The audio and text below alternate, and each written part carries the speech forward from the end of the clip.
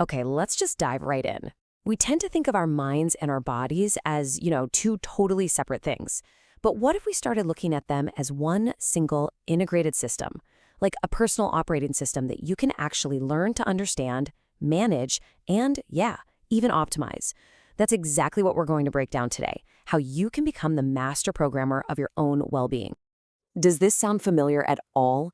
You wake up and it just feels like your mind's control panel has a bunch of flickering warning lights and your body is stuck on low battery mode.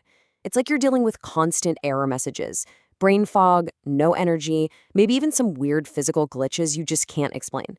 Well, you are definitely not alone, and the really good news is a full system reboot is absolutely possible. So here's the game plan. First, we'll look at the core programming in your brain's control center. Then we'll explore how stress and pain are linked. Think of it like a system-wide alarm.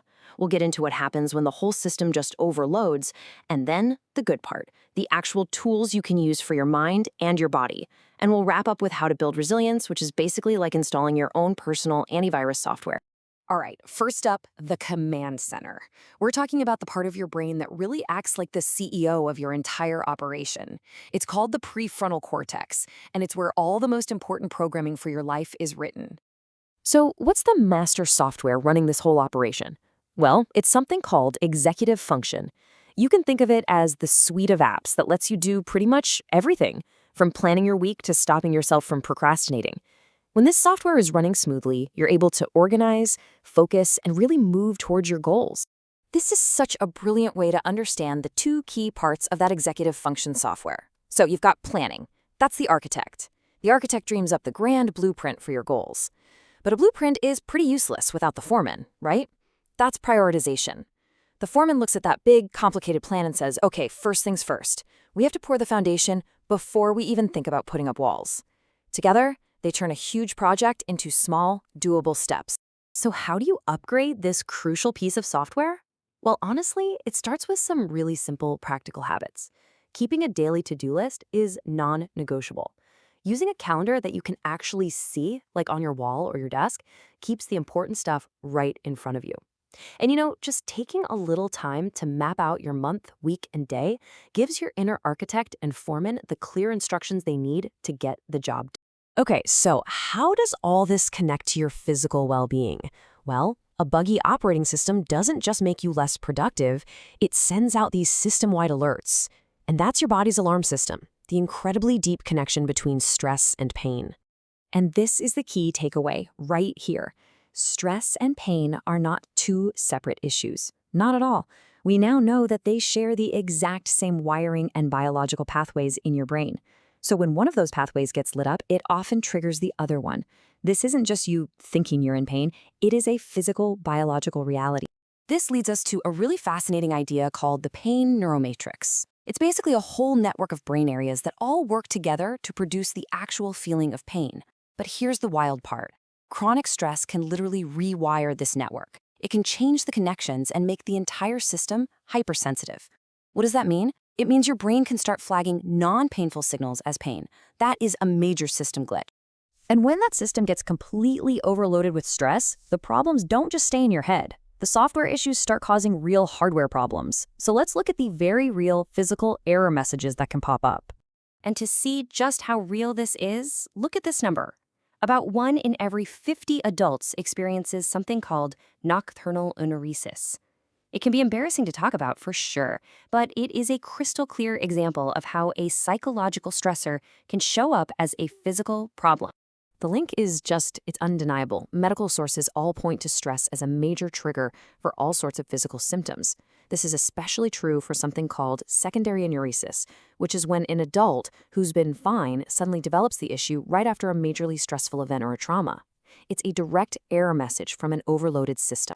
And if you need absolute proof that fixing the mind can help fix the body, look no further than this. This quote from a clinical trial is so powerful.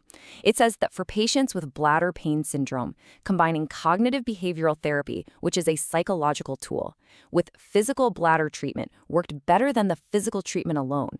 It literally improved their anxiety and their physical symptoms. You treat the software and the hardware gets better. Simple as that.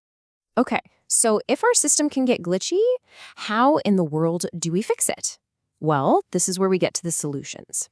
It's time to open up the optimization toolkit and install some really important upgrades and maintenance routines for both your mind and your body. The easiest way to think about these tools is to break them into two categories. For your mind, we've got software patches. These are techniques to help you rewrite faulty code. And for your body, we've got maintenance routines. These are ways to support the physical hardware and just help it run better. So on the software side, we've got some incredibly powerful cognitive upgrades. Things like cognitive behavioral therapy, or CBT, which helps you reframe those negative thought loops. Or mindfulness training to improve your focus. These are the real tools you can use to debug your own mind and change your thought patterns. Now, for the hardware maintenance. If your system is retaining extra fluid, which is a really common physical symptom of stress, certain natural herbs can act as diuretics to help you out. Things like dandelion extract, hawthorn, and even the caffeine in your green or black tea can help your body gently flush out excess water and get back into balance. And you don't even have to look far for this kind of support. So many common foods have these natural diuretic properties. Just adding more things like lemons, celery, watermelon, and cucumbers into your diet is a super simple way to help your physical system manage things and just function more efficiently. All right, finally, let's talk about proactive protection. Because look, fixing bugs after they pop up is great, but what about preventing them from happening in the first place? This is where we install the antivirus software for our personal OS, building resilience. So what is resilience training, really? The best way to think about it is like a mental gym. It's a set of proven techniques that help you learn how to adapt and even grow from tough situations.